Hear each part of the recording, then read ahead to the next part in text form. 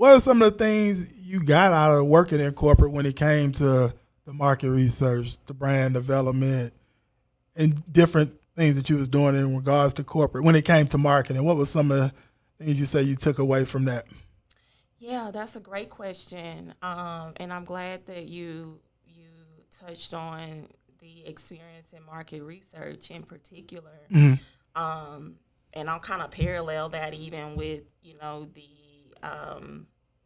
the experience I had starting my corporate career in sales.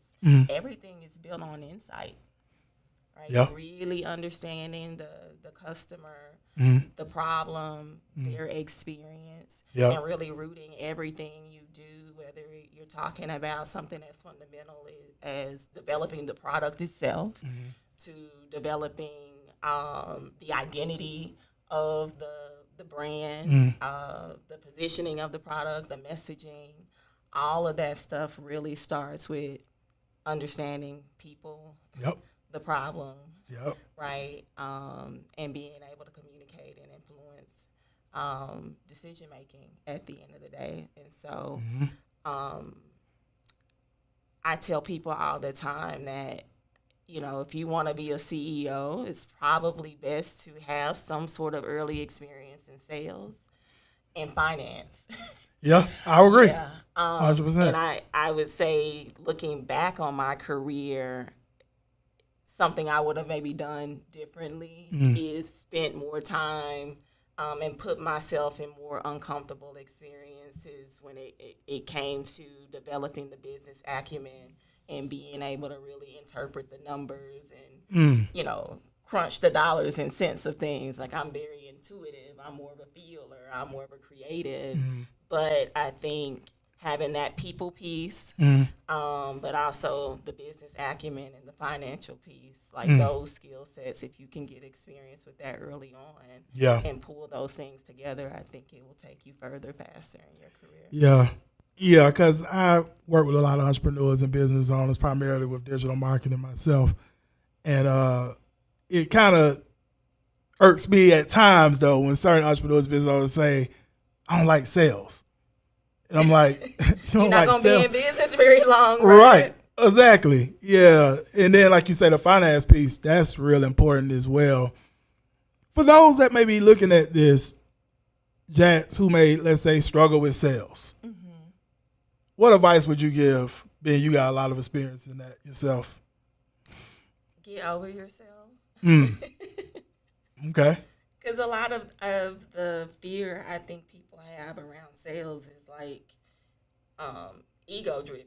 Like, what are they going to think about me? Or, how is it going to feel if they say no? And like, that's all really like ego. So I think if you can get over like the idea of being rejected, Yeah. right? Because it's just like it's part of the process. And I think that has been like advice I've had to revisit and like, give back to myself at this stage in my career being an entrepreneur, right? I have to go back and think about my time as a sales rep and realizing I have to make 100 calls to get a yes, right? And so like even in what I do now, it's like there's a lot of times where you feel like you're just planting seeds and you're watering seeds and you feel like it's not getting you anywhere, but Right. you have to just understand that like a big part of sales is just shots on goal. Like you got to take a lot of shots Yeah. Yeah. to land the bucket. Absolutely. I agree. Yeah.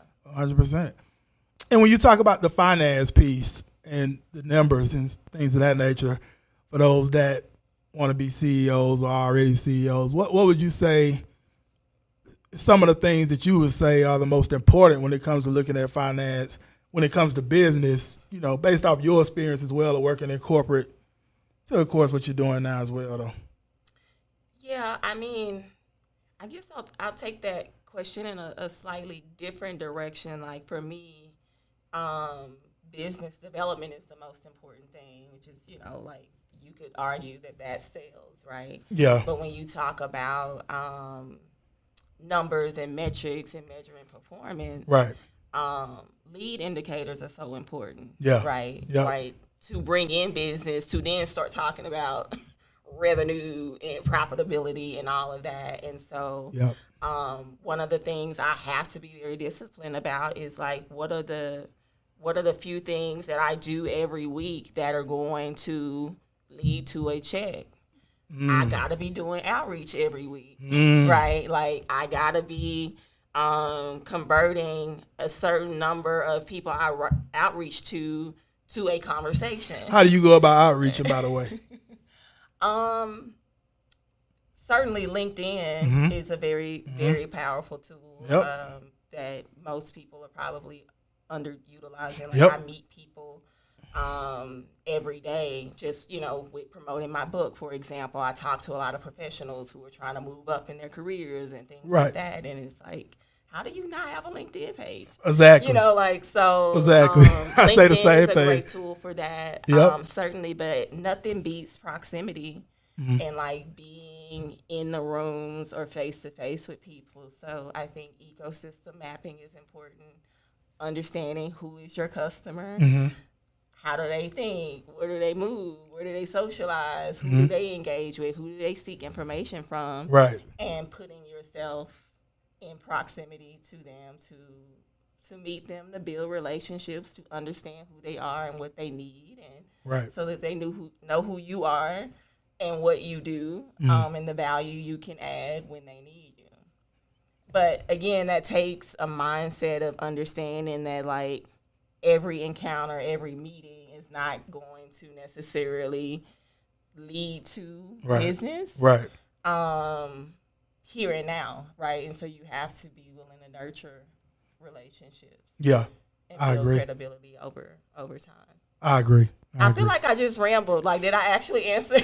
No, you answered the question. Absolutely, you answered it. And what we can transition back to as well, Jax, is you was talking about the numbers. Let's transition back. And we was talking about outreach. Like KPIs. Yeah, like just basic stuff. Like, how many people did I reach out to this week? How many of those people have I booked a conversation with? And then based on those conversations, what was uncovered? Is there something there? When do I need to, you know what I mean? Just, I think some basic, simple funnels to just keep yourself accountable to doing the activities that actually can generate revenue. Like, and as a creative, like, I like the process of actually building the business. And it can be easy for me to like spend so much time on that. But it's like, if you're not engaging with people, right? What is the business without a customer, right? I agree. And so, like, just the fundamentals of like understanding as an entrepreneur, you're always selling. Right? Business development never stops. And so, like, if that's a problem, if sales is a problem, how do you have a business? Hello, this is G Bass, Rise of the 1%, Rise Media. We on this Saturday evening about to get ready to knock out some podcast episodes with some individuals here in the city of Atlanta making some big moves. You can see here, look, this is how it goes down. Here when our guests come and sit down with myself, G Bass, other Rise of 1% of Rise Media, to have that conversation, to share the story, share the journey, share what you got going on. So listen, everybody got a story, everybody got a journey, and then you got some things going on, then you definitely can get with us and see them. It'll be a fit to be on the Rise of 1% podcast and actually have that discussion with myself. It's going to be a link to a form for you to fill out. You said www.theriseof1%.com/pod-form. Again, www.theriseof1%.com/pod-form. It's going to be in this video. You can fill that out, and we can see if there'll be a fit for you to come on and have that conversation with myself. If you don't fill out the form, then obviously it's not for you, and that's fine. We're looking for those that's serious. Those that's serious about rising to the top 1% are already in the 1%. That's what we're looking to sit down with myself right here. As you can see, Rise Media, Rise of the 1%. This is how we get down. We have a great time and have a lot of fun doing it. So once again, if you're serious, make sure you fill out the form. We'll look over the form, see if it's a fit. If it's a fit, we'll reach out. If not, we won't reach out. We'll just continue to move forward. But with that said, this is G Bass. See you soon. Have a great one on purpose.